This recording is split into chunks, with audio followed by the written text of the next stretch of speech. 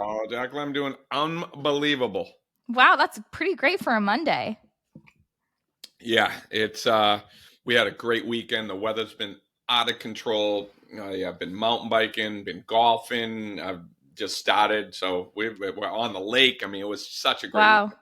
Sounds beautiful. I know the weather here. So I'm in Greenville, South Carolina. It was beautiful on Saturday, low humidity. Yesterday, not as much, but you are in Massachusetts, correct? I am in All Massachusetts. righty. We go up to New Hampshire, a lake up there, so wow, it was a game changer. What a weekend! Very nice. So I actually went to college in Wellesley, Massachusetts, and I lived in Boston for about 4 years after That's college. awesome. What school did you go to? Babson College. I know Babson. Great. Really? There you go. I know there's a handful. It's funny. The people who know it, if that makes sense. And then, they know what it's known for, which is entrepreneurship. But yeah, I was great, just going to say great that's college awesome. experience. What did you graduate with? What was the major? Economics and finance. Well, there you Yet, go. yet here we are, right? Yeah, right. I know. I always say it's so funny that the things that we go to college for and think we're going to end up studying are oftentimes not really what we end up pursuing. But I think there's certainly a place for everything. I mean, my financial and business savvy skills have certainly come to aid in WellnStrong and all of the fun LLC stuff. But my true passion is the actual content creation part. That's so much. That's great. I love it. Yeah, so I zigzagged into where I am in the sleep industry, and it's all, nobody ever wakes up and thinks they're going to be a sleep specialist. It's like, holy mackerel, that would be like the most boring thing on the planet. But that's where Well, I am, and I love it. I don't know if you don't make it sound too boring, but yeah, I mean, with that, I'd love to kick it off with a bit about your background and how did you find yourself in the sleep space? Yeah. So I'm an exercise physiologist and a kinesiologist. That was kind of my undergrad UMass degree. And All then I right. moved led me into chiropractic. And so I always have loved the study of biomechanics, like how the body moved.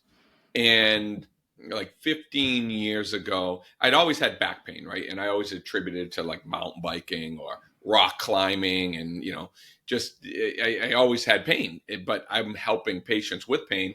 And about 15 years ago, probably a little over that now, I herniated my disc, blew out my low back. I'm on the floor in my house.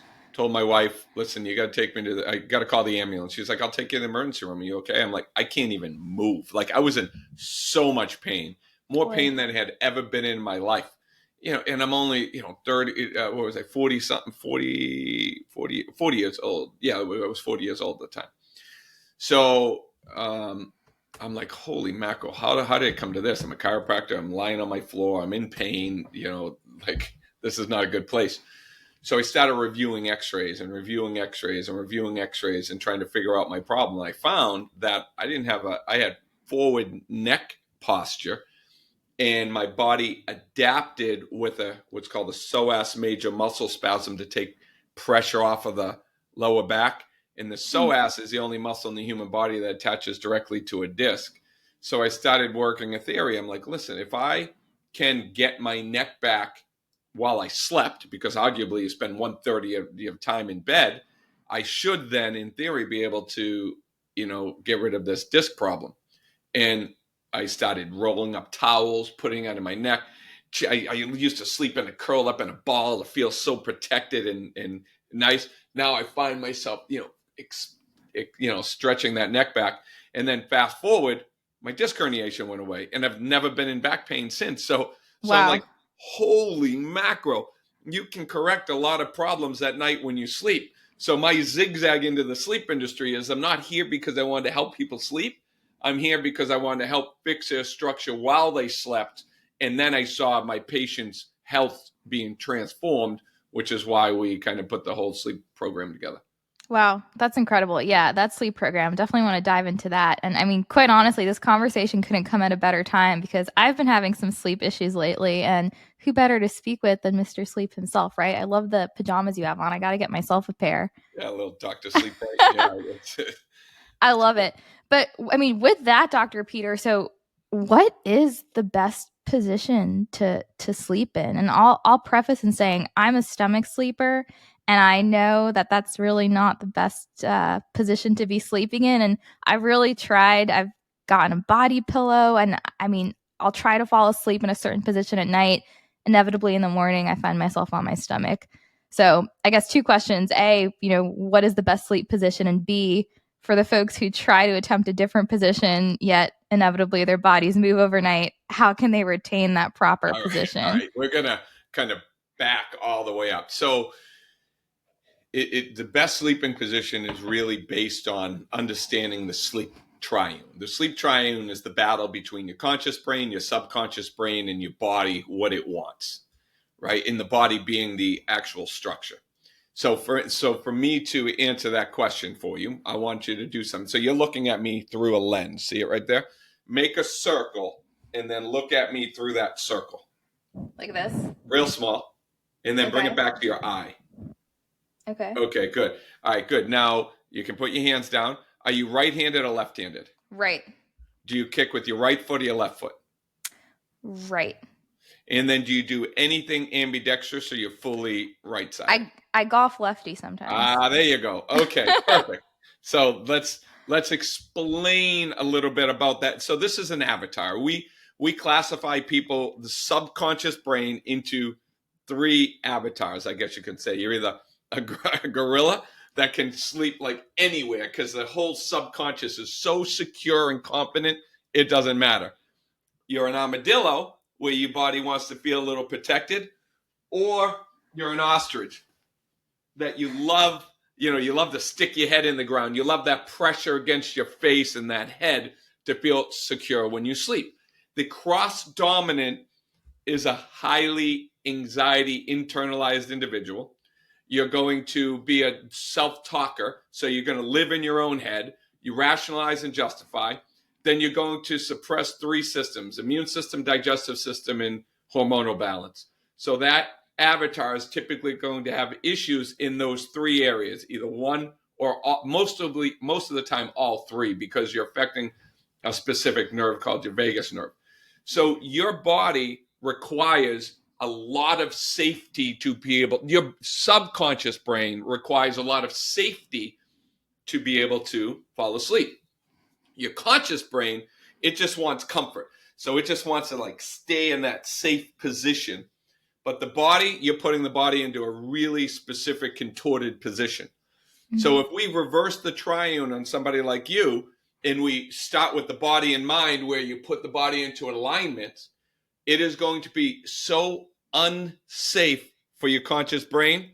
It's going to put you back into this position.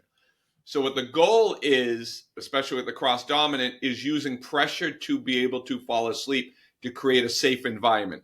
So like I did with my kids that are cross dominant, and they wouldn't sleep on their own because they tend to like security, safety, connection. I said, all right, look, this is what we're going to do. You're going to lie on you're going to lie on your back, but we're going to put all your stuffed animals. We're going to give all of your stuffed animals a superpower. Her turtle, was a barrier. Nothing gets through the turtle.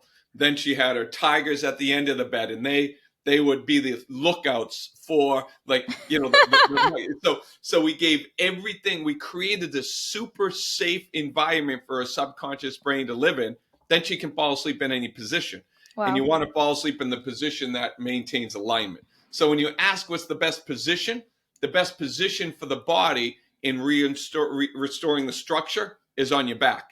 But the subconscious brain isn't going to like that. So that is not the subconscious brain's best position. And the conscious brain just says, I can't do it. So it's kind of the, it's the thing that screws everything up. So the goal is alignment, put the body into an aligned position, create safety for the subconscious brain, and then be able to get the conscious brain out of its own way. And that's our Way Better Sleep program, is, making sure that we release the full potential of a well-rested, aligned you. So we reverse the sleep triune. Wow. That's so interesting. I'm just curious. I've heard, again, probably not research-based, but that sleeping on your left side is the most ideal. Why are side sleepers not an ideal position? So what that research is stated on, it's called something that's called lymphatic drainage. So they're looking at drainage of the arteries and organs and things like that. Most of those studies are done on animals, rats. And when you're looking, you can create a research study that looks at almost anything. But really, my question is, what are you ignoring when you're looking at that? So I believe in anchors. So anchors are things that you can't pass go before you collect 200. And one of them is that the nervous system controls everything in the human body. And the structure of your spine directly affects the impact of the central nervous system. So that maintaining the health and well-being of your spine, to me, is far more important than the sleeping, the 5% change of heart pressure that occurs when you're on your back. And plus, on your back that versus on your side. And those studies are done on rats, which have a reverse structure of the cervical spine than humans do. So you're trying to extrapolate. You're doing something on an animal and then trying to make the reference of a totally different structural spinal alignment. So I believe their basis for their conclusions are all wrong because of what they're looking at, what they're ignoring. Would you say sleeping on your stomach is worse than sleeping on your side? What is the worst sleeping position? For the body or for the brain? So both. Yeah. For the body, yes. You want to be able to keep the spine in alignment for as long as you can. You see, the number one reason people toss and turn is because their body's in pain. And you can't sleep on your stomach. That's me. Put your head in this position in rotation and not eventually have a problem after about 20 minutes. So the body will toss and turn after about 20 to 30 minutes. And the average person, because of their alignment of the body, will toss and turn 20 to 40 times a night. Wow. That's crazy. Restless night sleep. And then everybody's, get a new pillow, get a bed. What's the best bed? What's the best pillow? You have it all wrong, right? Those are just symptomatic approaches to trying to maintain an unsustainable sleeping position. So interesting. What about for pregnant women? Would you still recommend sleeping on their back or not necessarily? So there are different ways. So I still want to maintain alignment. Think about a pregnant woman. They have something that's called relaxin within their system where the spine's like clay. It can be molded. A pregnant woman's spine can be so much more moldable. So the distortion within their lower backs, their hips, causing sciatica problems, hip problems, back problems, that all comes from misalignment, especially at night when you're sleeping. You don't want to sleep flat as a pregnant woman, but you can sleep with your knees elevated and your torso elevated. So you're sleeping in this kind of unweighted position. So the best position, like we do with my wife, is we put a bunch of pillows behind her and then pillows under her knees and have her sleep in that elevated position. And that to me is the best sleeping position. And then ultimately, if your body's uncomfortable, it's going to toss and turn anyways. You're not going to be in a position that's dangerous for their child in any position because the body is going to move you out of that position. Right. Yeah, that makes sense. So that's the body. What about the head? And I'm really curious about this because, again, there's people who prefer like really firm pillows that plop them up really high. And then there's others like me who prefer flat pillows. What's your take on all that? All right. So let's look at the definition of a pillow.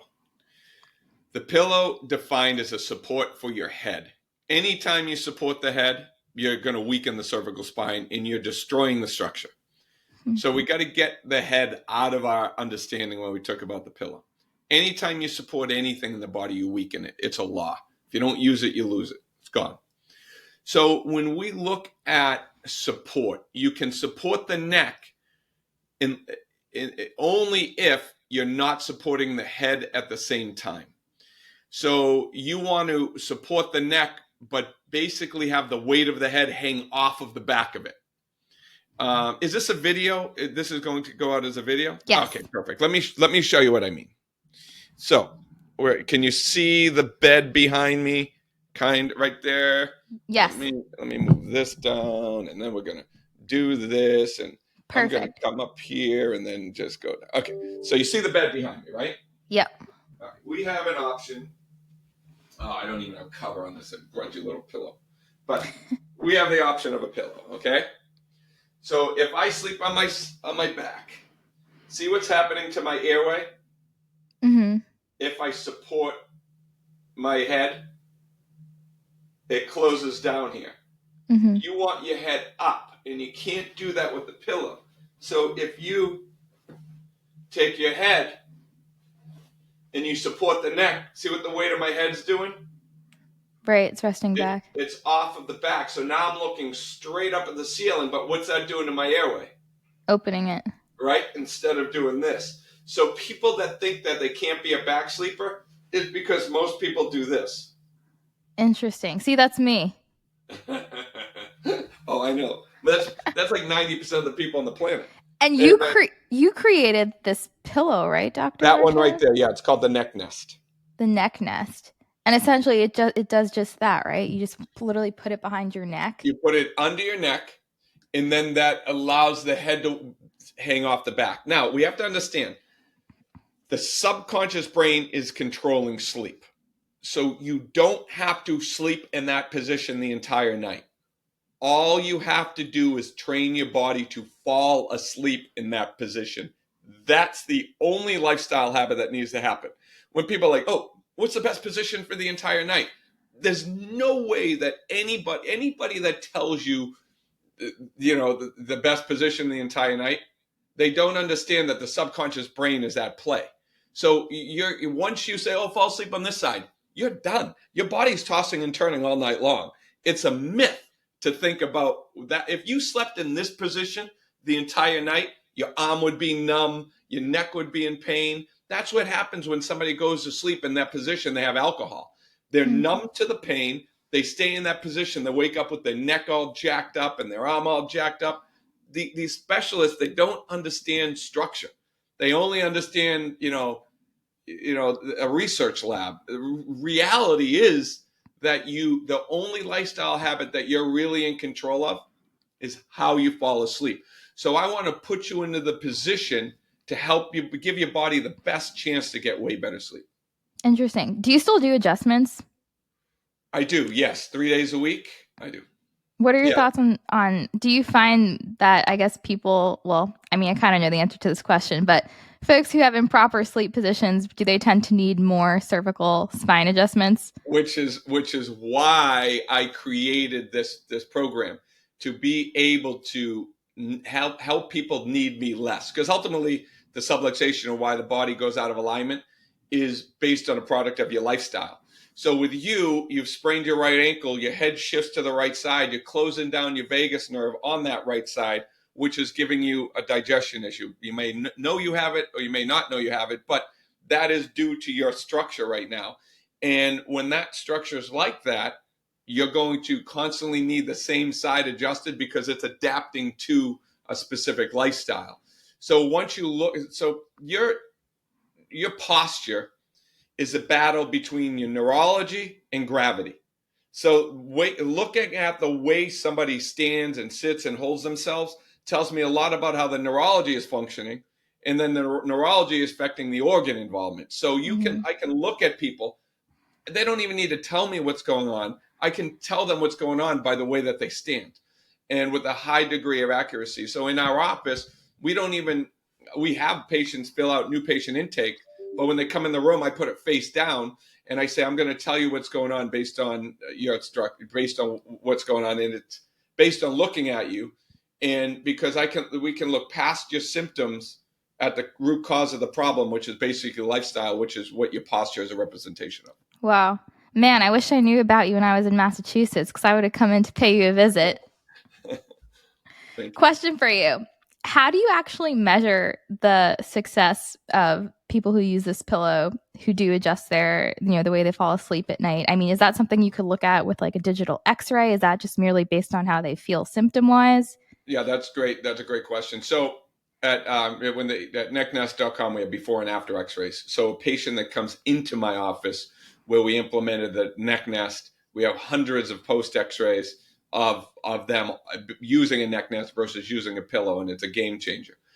Now, if you're at home and you're like, oh, I want to try this, or, how can I determine if I'm getting better sleep? You need some sort of tracker. And right. It doesn't even need to be an expensive tracker. It can be a snore app. It could be, sleep restlessness app. It could be your iPhone that you use, your iWatch that you use, but you can't improve what you don't track or monitor. And it could just be like we do a 4-day sleep challenge, and we have a sleep diary where you can just write down how you slept, the energy that you're feeling. If you have a tracker and you use HRV to monitor your energy levels, there are so many different things, but you got to start with a metric, whether 1, 2, or 3, and it can be subjective where you could just write it down. You can do pain. Did I wake up with pain? Do I feel refreshed? How much energy did I have during the day? Then you start, and then you just monitor that. So that's kind of, it really is individual from person to person based on either the resources or how into it they want to get. Yeah, that makes sense. Are you a fan of Aura Ring? Yeah, so I have one. Mine's charging, but I'm a fan of anything that is easy to use and gives you data. The what you're using to monitor your sleep is only as good as the consistency it is that you're using it. Very So true. whether one's giving you this HRV or one's giving you this, and you're comparing them, and then you're comparing your numbers to everybody else, you can't do that. You need to just take your own metrics over a period of time, then implement a change and see how those metrics change. Yeah. I recently got an Aura Ring, and I've just found it's super, super insightful in terms of telling me the length of time I sleep at night. And I am curious. I mean, I like to compare with my friends, and our sleep patterns vary, but how much sleep do we need per night? I mean, again, I'm assuming that's going to vary per individual, but is there like an average that we should So strive for? well, yeah, it varies significantly, but on your Aura Ring, there's a specific metric called your HRV, right? Hmm. Heart rate variability. And your HRV you take over a period of time. Let's say your HRV averages out at a 30 or a 40, and you feel that you're well rested the day that you get a 45. So that 45 HRV, you look at that night that you got, the timing that you got, the time you went to bed, and how much you got, and then you strive to do 10% better than that, right? So let's say you strive for 50. Whatever sleep you require to get to that higher HRV reading is what's best for you. So it's an average between 8 to 9 hours of sleep, as far as over thousands and thousands of people that we've seen. Last night, so I'm going to give you for instance, and I live a very practical lifestyle where I understand during the weekend, because that's I do a lot of intermittent fasting and 24-hour fast, but my weekends are when I feast. I do whatever I want. And I know when I do whatever I want, it's not great for my sleep pattern. So sometimes on a Saturday and a Sunday night, I won't get great sleep, and I'll be tanked. So I know that I need to make up my sleep that Monday, either with a nap or Tuesday with a nap. And so it really varies as to how your life, how you're implementing sleep into your life. But sleep should be scheduled and should have a plan to be able to make that sleep up. Yeah, that makes sense. Speaking of fasting, one area that I think not many people recognize is the importance of fasting before going to sleep. And when I say fasting, I mean like restricting your feeding, to at least like 3 or 4 hours before you go to bed. Would you say that's pretty accurate? Yeah, when you look at sleep, we want to break sleep down into body repair and brain repair. It's the easiest way to look at it. So body repair and growth and development happens when the first third of your sleep cycle, typically called deep sleep. And then mind repair or mind growth and where you're going to have less brain fog and stuff like that typically happens at the end of your sleep cycles in REM sleep. So that body repair, in order to get good body repair, you need your body core temperature to drop 1 to 2 degrees. Certain things that you can, so somebody can have caffeine at 8 o'clock and say, oh, I can go to sleep. Yeah, you can go to sleep, but you're not going to get good, deep restorative sleep because you're not getting into that deep sleep because your heart rate's still high. So the three variables that keep your heart rate up that keep your body out of deep sleep is a high heart rate, a high respiratory rate, and a high core temperature. Well, certain things affect core temperature. And a byproduct of digestion is heat. Mm-hmm. So if you're eating late, your body is going to be a furnace and you're not going to be able to get that deep sleep. So yeah, I am even a firm believer, if you're going to eat that late, make sure that it's a light meal, but it should be at least 4 hours before bed. Yeah, I notice a difference too, right? Like if I do some late night snacking, even if it's just like a handful of nuts, I just don't feel well the next morning. I don't feel well rested. I still feel like it's still in my stomach. Um, and you said you do 24-hour fast once a week? I do, yes. Do you find that your sleep when you do 24-hour fast is better? Well, actually, here, so I'll tell you how I fast. So Monday, like today, which is Monday, I won't eat until noon, right? My last meal was last night at 6 o'clock. So I won't eat until noon. And then I'll eat at noon. And then I'll eat again at dinner, which my dinner is typically around 6. And my dinner is light so that I can go to bed at 9:30, which is 3.5 hours. So I do that Monday, Tuesday. Sometimes I don't, just because that's my exercise. I exercise late. Exercise late destroys my sleep Tuesday night. So Yep. I'll nap on Wednesday, and then I'll do the same thing. Now Thursday into Friday is where it's different. So my last meal Thursday night is at 6, like normal. On Friday morning, I'll do a fasting workout, which means I won't eat. Then I'll skip lunch and I'll eat at dinner. So basically, I'm going dinner to dinner. I'm not doing an overnight fast, which Right. usually affects your insulin levels a little bit, where it can mess with how well you sleep that night. If you're Right. doing multiple nights fast, sometimes it's a little bit different. Yeah. I just asked. The longest I've done has been like 48 hours, and I've realized that it's been challenging to fall asleep, particularly the second night. So I'm always curious to hear people's how they feel when they do those extended fasts.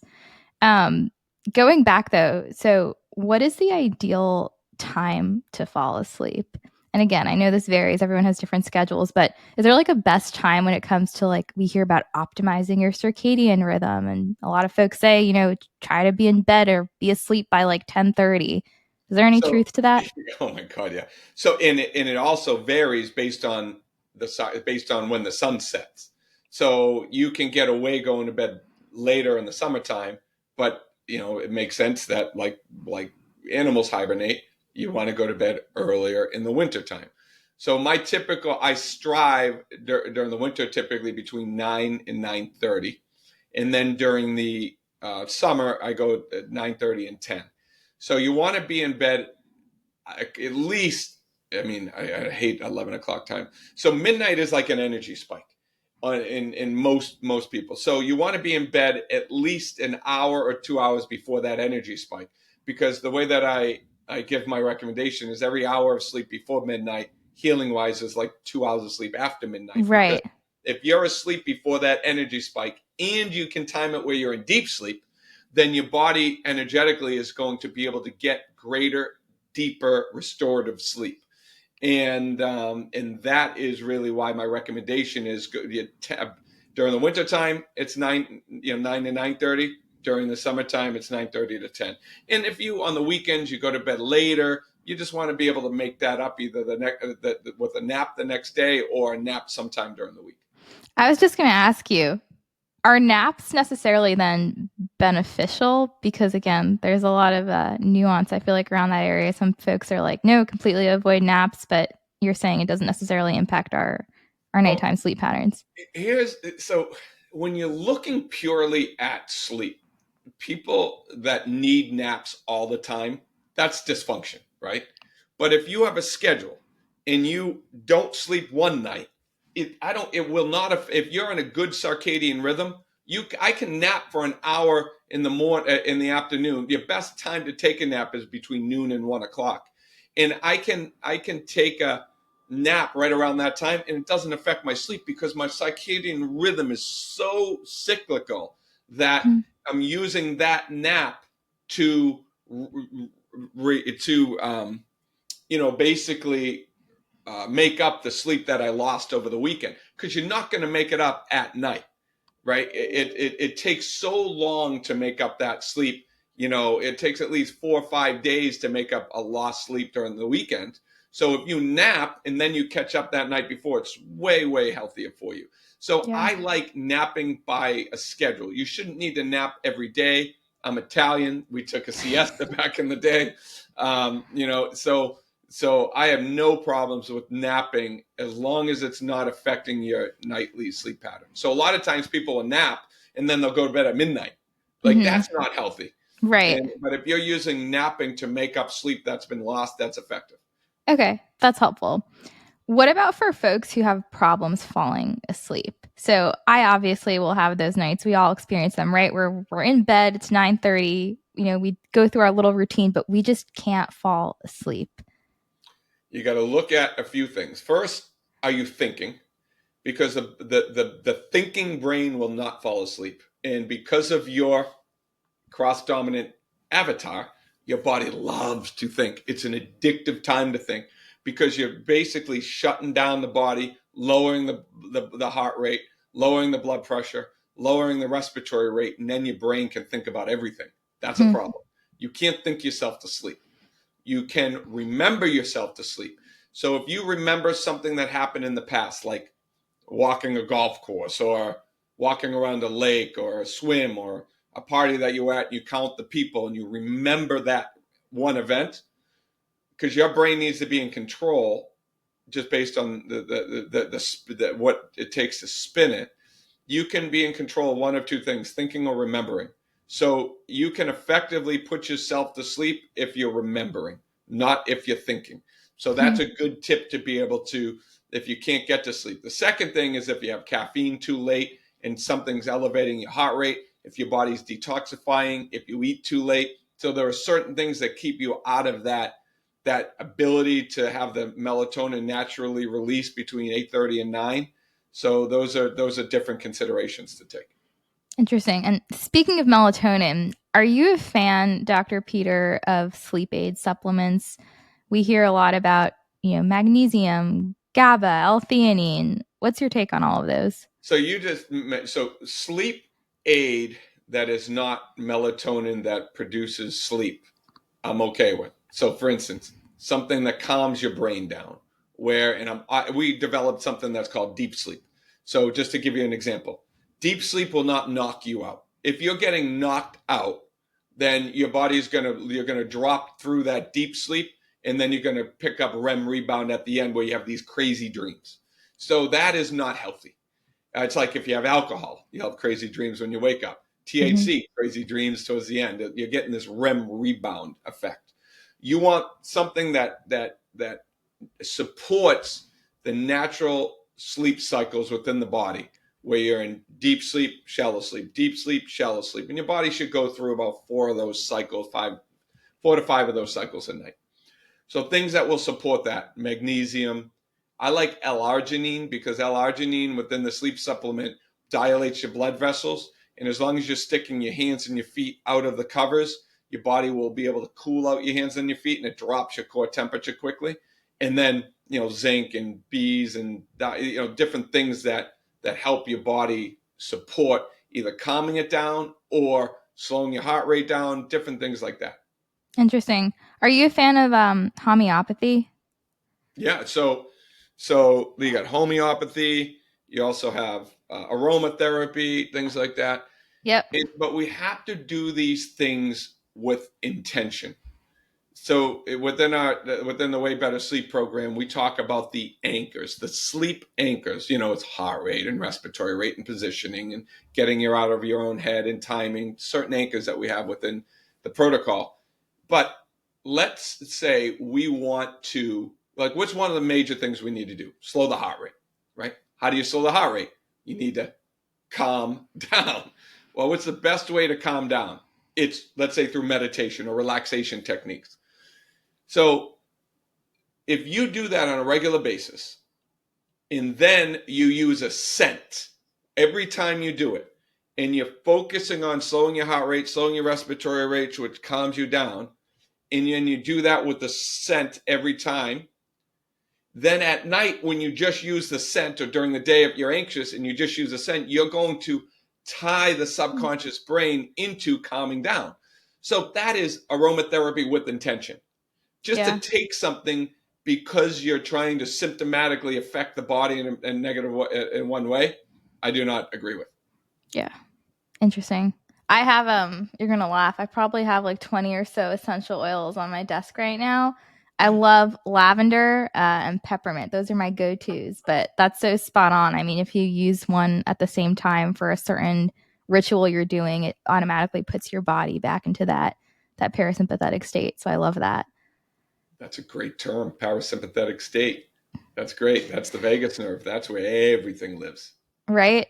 Of course. Yeah, that's the nature. I had a really great conversation with another chiropractor about vagal nerve stimulation and how to help, with a dysregulated nervous system. And I think there's a lot of crossover between some of those practices too, and even assisting with sleep. So I find that super interesting. But you mentioned something before. Was it called REM rebounding? Was that the term you used? Mm-hmm. And you mentioned something about vivid dreams. So I, Dr. Peter, always remember my dreams. I have very vivid dreams. And again, almost every morning I remember what they are. What does that mean? Is that a sign that I'm not getting very deep sleep? Like what does that mean? It is. So not deep sleep necessarily, but it's your body is remming towards the end of your sleep cycles. So let me ask you a question. Do you wake up normally or do you wake up with an alarm? It depends. Yeah. I'd probably err towards normally, but Okay. it depends. Are you going to bed late? No, What time? not always. Around like 10. All right. Okay. All right. Last Not night was really early. Last night was like 8:30, but usually I'm in bed around 10. all right. And when you go to bed, are you able to fall right asleep? Varies. Sometimes it's within 10 minutes, sometimes it takes like 45. Yep. And then do you wake up in the middle of the night? Sometimes. How often? Give me a percentage. Like once if I have like tea late at night and I'll have to go to the bathroom, but other than that I sleep through the night. I don't wake up more than once. Okay, good. And then, so what? When you go to sleep, are you warm? Are you hot? Do you sweat? Like, No, I keep my apartment going back to cold temperatures at 68 because I like to fall asleep in the chillier weather, which I know is also more beneficial. how often during, let's say, the week or the month do you wake up stiff? Never. Okay, good, perfect. So one of the issues could be with REM rebound is that you're, and then how many hours a night do you sleep? So actually, At least 8. okay, good. So at least 8. So what about 8.5? I usually sleep. I'm trying to bring up my Oura Ring information right now. Between 8 and 8.5. Okay, good. All right. So typically what's ending up happening more than likely, actually, if you have your aura like your one of your sleep cycles, I you can do. hold it up to the screen and Wait, then hold I can on. tell you. Let's Yeah, because see. there are different reasons for different things. Okay, move it over. All right, right there. All right. Oh no, what I would need to see is when you go to the home page, All right. and then let me see if that comes up. All right, hold on. Oh, so it's loading your data. So just move Okay. it back to the day before. Let's do. And then because what we'll do here, all right, good. All right, now click on your sleep so I can see it. And that'll give me all right, good. Now you have a really okay, so you have a really good sleep pattern. So what's ending up happening there is you're dropping right down into deep sleep, which is what you want. What's the Mhm. timing of that night? What time did you go to bed that night? 10. That was late. 10:43 is when I fell asleep, and I woke up at Yeah, 7:30. that is a little late. Now let me see it one more time. Let's do Oh yeah, but click on your click sleep. on the sleep again. So this is what gives me the information. So you're dropping down into sleep, you're getting your good deep sleep, and then you're coming out. So the end of your sleep cycle. So you're remembering your dreams right in those last two. So you stayed awake. Okay, you can drop that off. So if you notice those shallow dreams, see the white there. So Yeah. those are your shallow dreams. That's really where you're in that that comatose dream state where you're in shallow dreams, so you're remembering, you're in this like little state. You want those as short as possible, those sub-awake zones. And so when you're looking at that, those sub-awake zones are the one where your brain's active and it's actually registering in your conscious mind. And you don't want to wake up out of one of those. So when you wake up, you don't want to have this long thing, because then you're waking up and you're going to remember that dream that you're waking up out of. You're actually waking up out of a dream. You want that body to come out, be normal, and then your eyes just open up. So you're holding on to that REM sleep a little bit longer. I'd like to see. I didn't even see how much REM sleep you get, but that's why. How do I fix that? Now it's how you go to sleep. You're typically going to sleep with something on your mind, and then your brain usually attaches to that thing. You need to work on relaxation, focusing on a memory, clearing your mind. If things are on your mind, you journal before sleep. You do smart. You dump those things out. You got to like clear the bucket. And because your brain's trying to rationalize it within a dream, and it's just a tough thing to do, which is what happens to most people. I'm looking now. See, I'm going to be diving into this, but it says my REM sleep is 2 hours and 13 minutes. This was from last Friday. So you should be waking up. And what's your HRV, if you don't mind? Go to your readiness. HRV. Go to your readiness. It says 86. Yeah, great. So you are a super healthy individual. Your core temperature is coming down.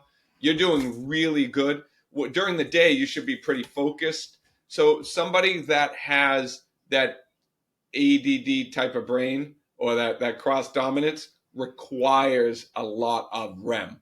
And I get 2 hours of sleep of REM. So that is really, really important. So if you get that REM and it's really short, your brain fog is going to be crazy that day. Interesting. And higher HRV is better, right? Yeah. So that's your optimal. 80, you're young, so 80 is good. Anywhere between 50 and 80. Okay. Because I was going to say, I think I average like 94. Oh, then that one is low. So actually it should depend on, I should say this. Your average is your best, right? So if you average 94, then you're going to be tired that day. And, interesting. Okay, cool. That makes sense. Wow, this is so insightful. I didn't even know that was like an area to click on Oura Ring. Again, I recently just got it, so I feel like there's so much data there that I still have yet to dive into. But super interesting. What are some of your other favorite sleep hacks? So again, I feel like there's all these, things going around in the wellness space. What's noise versus what's truth? Like mouth taping. Is that something that is actually beneficial? Should we all be mouth taping? That's something I've actually never really tried, but I was considering it. I feel suffocated when I mouth tape. I feel like I would feel like that too. I just can't do it. So let's think about like most of the stuff that we're in this Band-Aid society where we have a Band-Aid for everything. And where there's a place to Band-Aid, there's a solution. There is a Band-Aid. Right. Now, the reason why people don't sleep well, or they have airway management issues, is because they've never been taught to breathe correctly. We've always been told go to sleep. We've never been taught how to sleep because nobody knows how to sleep. And we take for granted that it's just, we go to sleep, we close our eyes, we're going to wake up and feel like a pretty little flower, right? But that doesn't happen. And the airway management is really super important, especially because I recommend the corrective sleeping position is on your back with your neck into extension. That opens up your airway. So you need to learn how to manage that airway. And I do it with either covers underneath my chin, between my chest and my chin. And then I suck my tongue to the roof of my mouth, which expands my palate over a period of time, because our bones are like clay, which is ultimately the way that we were supposed to breathe.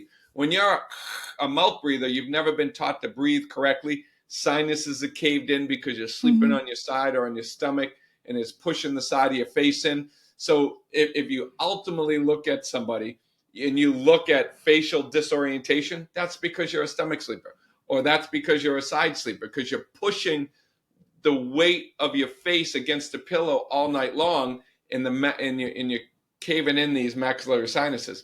So if you just mouth tape, yes, it's going to help you breathe out of your nose, which is a good start, but we need to give people better rituals and habits to be able to teach them to be able to become a nose breather.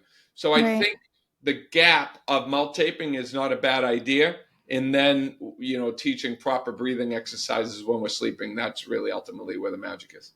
Awesome. Love that. All right. So mouth taping, we spoke about the importance of having the temperature in your room be colder. Is like 68 ideal? What's an ideal temperature?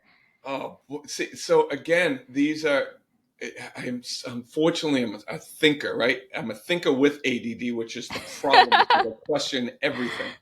And these things are ignoring, like you can't just give somebody, whether it's 68, whether it's 65, whether it's 72, like it's ignoring so many other things that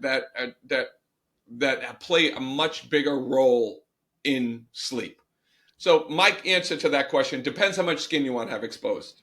That's it, right? Because the Makes body sense. works under a thing that's called allostatic load or allostatic stress, which means we have hierarchies of systems that it wants to. The body wants to survive before it wants to thrive, right? And if it's surviving, it's going to suppress thriving.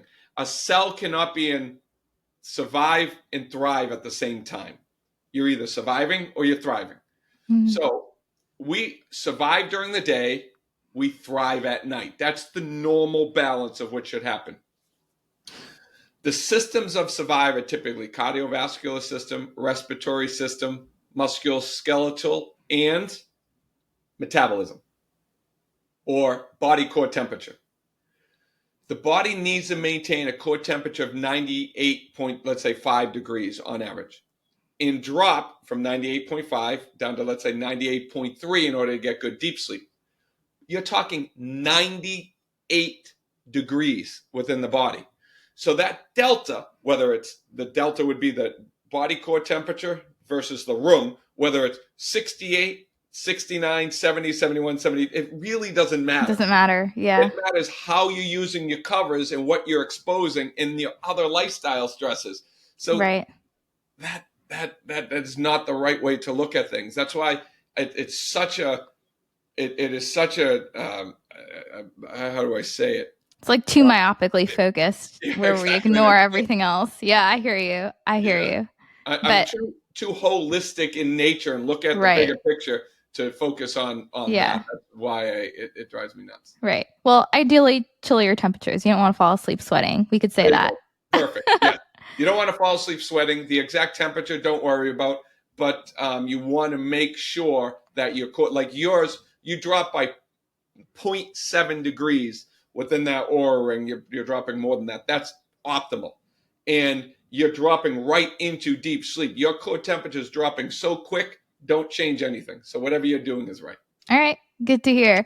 And we touched briefly on vagal nerve stimulation before, and I know that our vagus nerve controls 80% of the parasympathetic nervous system. So, are there any ways we can help support it during sleep outside of any of the practices that we already covered? So the name of my practice is called Atlantis, Island of Atlas. Atlas is the top bone in the human body. When Atlas is out of alignment, it affects the function of the vagus nerve, which is like watering a garden, stepping on the garden hose. You're affecting vagal tone due to the loss of structure in your cervical spine. So just by changing the way you sleep, by putting a pillow under your neck, letting the neck arch back, aligning that atlas, you're going to improve heart rate variability, which is ultimately vagal tone, by 20 to 30%. Wow. So you're going to improve the function of your thrive nervous system and heal better at night by changing your structure, by changing your How, position. how long does that take? Like, how long do In does it somebody like average you, before seeing results? it could happen within weeks.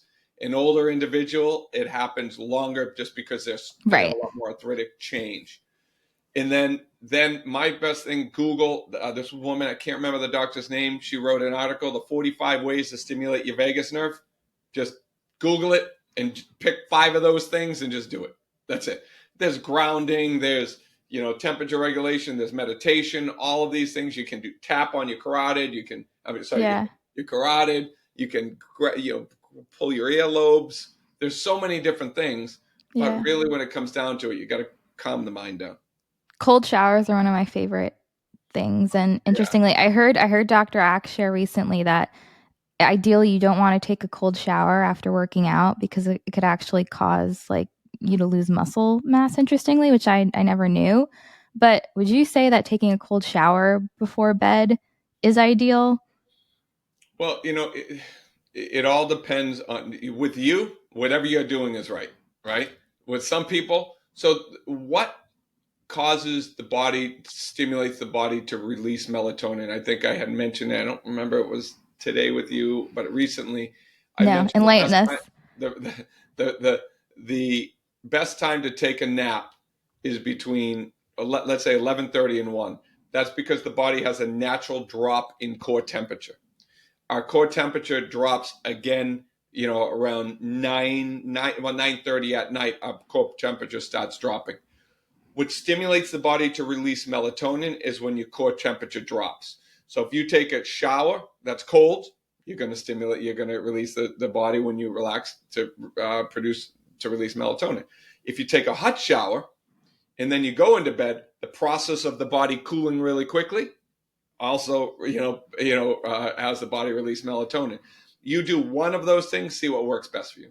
Interesting. And before you said you mentioned you're a fan of any non-melatonin sleep aids. Can you touch on why particularly that is, why you avoid not recommend people take melatonin? I specifically take melatonin if I'm traveling, just because it's a little tough in time zone wise to be able to get your body regulated. So I will, knock myself out and know that is, I'm just want sleep. I might not get good deep sleep, but I'll be able to make that up when I get home. But I like things that kind of just support the natural body's rhythms to be able to calm down and put yourself softly into that parasympathetic stimulation.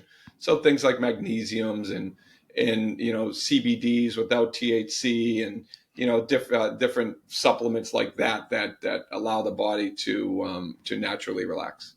Interesting. That makes sense. And one last thing I'm really curious of your thoughts on.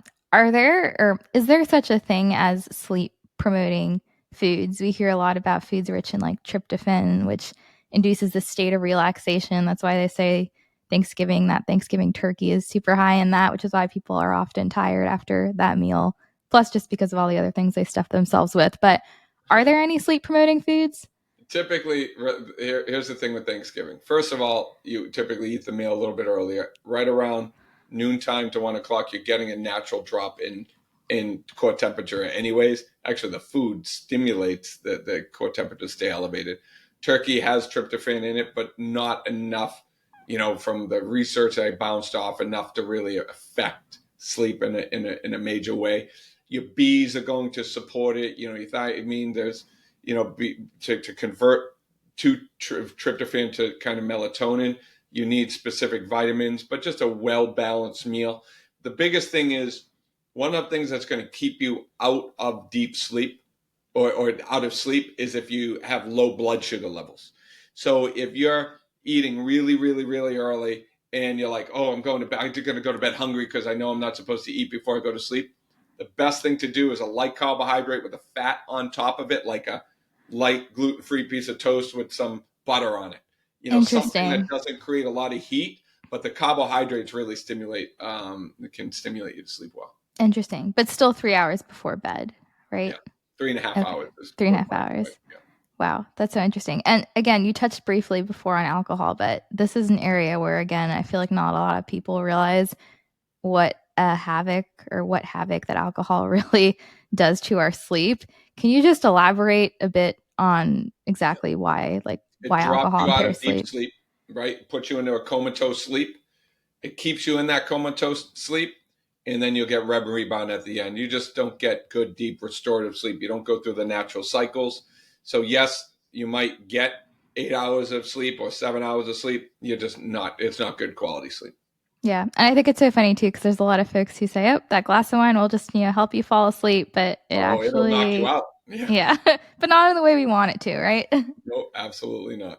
So interesting. Well, Dr. Martone, this has been such a wonderful conversation. There's still so much to cover. So I do hope to have you on again at some point. I do want to be conscious of your time. Where can listeners find you? They can go to Instagram and follow me at Dr. Sleep Right, Dr. Sleep Right, or they can go to drsleepright.com and take a free sleep risk assessment. Basically, how are your sleep patterns affecting your overall health and well-being? And then from there, you can look at any sleep programs or products that we have. That's awesome. I'm going to go ahead and take that sleep assessment. Although my sleep quality looks okay right now. So, but Yeah, I do need to change my good. positioning. That's one thing I'm going to be working on. Yeah, that'll your positioning is going to be key because the positioning is going to align the structure, and the structure is going to improve the neurology. Yeah, got to get that pillow. Yes, you do. And my last question for you, Dr. Peter, is what does being well and strong mean to you? Being well and strong is a balance between your emotional health, your financial health, and then your relationship health, right? So I believe it's or your health, or your physical health overall. It's being able to balance. Like, you have a lot of people that say, "Oh, I'm super successful, but their relationships are at risk," or they have great health, and then their emotional risk is their emotional health is not where they want it to be. So it's balancing the full triune in focusing on what health means to you in all three dimensions: family, relationship, social, emotional, and then physical. So important. Love that holistic view. Well, Dr. Peter, thank you so much for your time. I do hope to meet you at some point in person. Next time I'm in Massachusetts, I'm going to come pay you a visit. Absolutely. I look forward to it.